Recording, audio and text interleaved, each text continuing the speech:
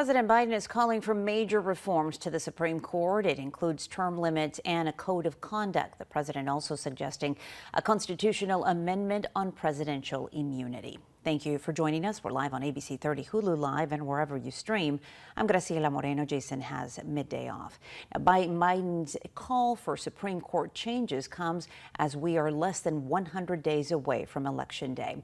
ABC's Perry Russum shares why the president is suggesting these ratifications as the race for the White House continues to take shape.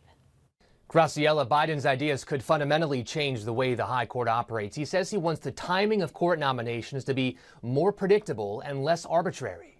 In a Washington Post op-ed this morning, President Biden proposing major changes to the Supreme Court and a constitutional amendment on presidential immunity.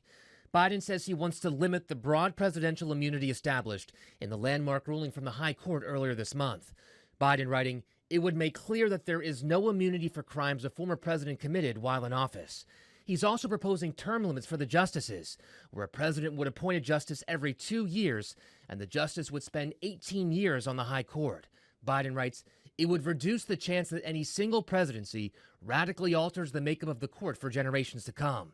And Biden is calling for a Supreme Court code of conduct. He says the current ethics code is weak and self-enforced. Vice President Kamala Harris endorsing the proposal as she sees a boost in favorability. We have a fight ahead of us. New polling from ABC News and Ipsos shows Harris now has a favorability of 43%, up from 35% before Biden dropped out of the race. Former President Trump's favorability has dropped. The same poll shows he's now at 36%, down from 40% after the Republican National Convention and assassination attempt. Trump attacking Harris over the weekend. A Kamala Harris presidency means 4 more years of extremism, weakness, failure, chaos, and probably World War III.